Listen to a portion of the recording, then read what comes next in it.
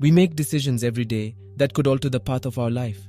Choosing what to study in school, starting gym, or even asking that girl out on a date are all important decisions. The decisions we make every day have a significant impact on our happiness and how our lives turn out.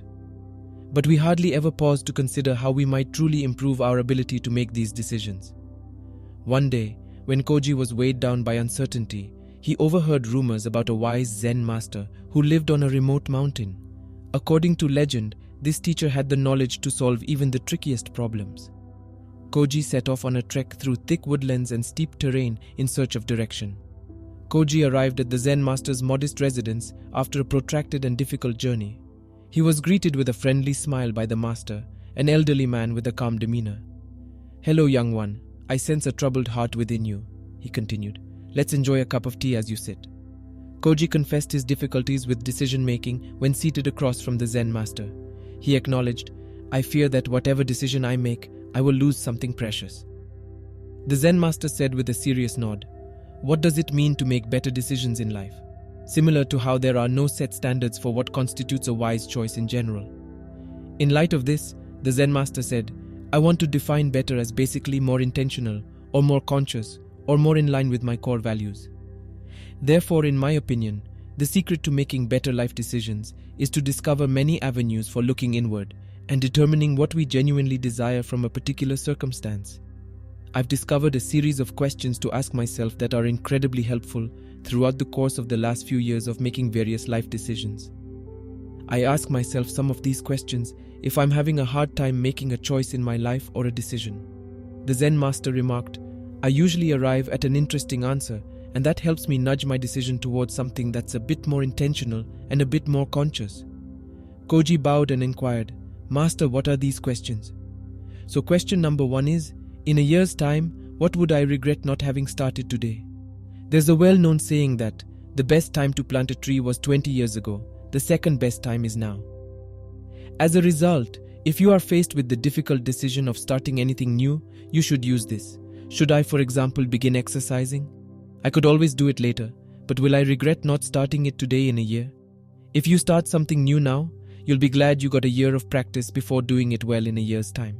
So if you're wrestling with a decision right now that involves starting anything new or even leaving something, ask yourself if you'll wish you had started a year ago in a year's time. Number 2, what my mental board of advisors would say.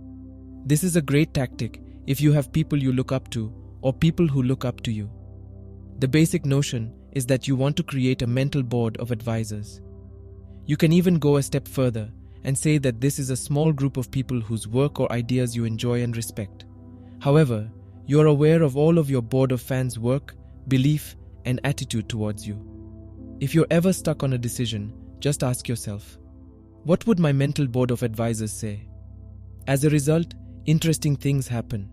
It is normally difficult for us to accept advice for ourselves, but it is extremely easy for us to provide advice to others. Thus, zooming out a little and asking yourself, what would these fictional or real characters in my head say in response to this situation, will help you figure out what you want to do.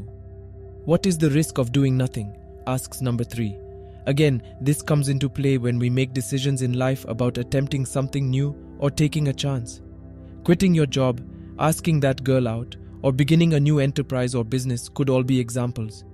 Doing nothing may appear to be the safest option, but it is worth asking yourself, what are the risks of doing nothing? What exactly is going to happen? You do not have no consequences if you do nothing.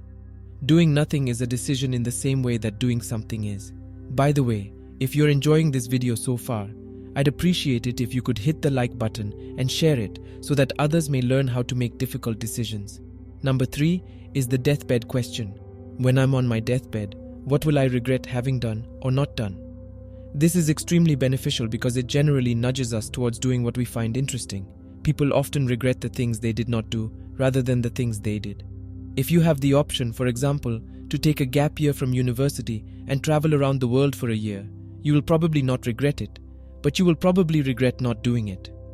If it makes sense, there is a book about the top 5 regrets of the deathbed. Here they are. A. I wish I'd had the fortitude to live a life that was true to myself rather than what others expected of me. B. I wish I hadn't worked so hard on things. I didn't care about them. C. I wish I'd had the guts to communicate my emotions. D. I wish I had kept in touch with my buddies. E. I wish I'd let myself be happier. This is fascinating. Number 4. How certain are you about this decision, and how certain do you need to be to make this decision? When it comes to these questions, we can end up overanalyzing and overthinking everything. For example, many people get hung up on which gym to join, whether they have the necessary equipment, and which days they will go. Who knows is the answer. There is no such thing as certainty in life, but how certain do you have to be to try it? Very likely not that certain. Maybe you have a 30% chance that you'll be able to produce something out of this if you put in the effort. Is it worth attempting with only a 30% chance of success? Yes, it provides you skills along the road, it's a workout, and it helps you meet others at the gym, in my opinion. So you don't need 100% assurance, because if you wait for 100% certainty, you'll wind up wasting your life and not making any decisions. The 5th question to ask yourself is, how might I treat this like an experiment? Decisions sometimes nudge you towards doing the thing that is a little bit scarier and a little bit riskier. As humans, we definitely have a bias towards risk aversion. We have a bias towards trying to avoid a sense of loss. And so the question, how can I treat this as an experiment, is really nice, because when something is an experiment, you're not trying for it to be successful. You're not putting so much pressure on it. It's just an experiment. The decision to launch that business is just an experiment. If you're having to sink $300,000 into starting that business, it's not an experiment anymore, it's like a big deal. But there's something small you can do to run the test, to treat it a little bit more like an experiment. Number 6. Will this energize me or will this drain me? This is one of the core questions that I use to decide whether or not to say yes to an event or something that I get invited to. You need to ask yourself whether or not the decision would energize or drain you if it was happening right now. Koji followed the master's advice to the letter, spending days in meditation and self-reflection. The turbulence in his emotions gradually diminished to be replaced by a sudden sense of peace and clarity. He went back to the Zen master. "Master, I understand now," Koji said. "By letting go of my fears and being present in the moment, I can see the truth within myself." The Zen master nodded, acknowledging Koji's growth. "Remember, young one, the key to decision-making is to be true to yourself and to accept that each choice carries its own set of consequences.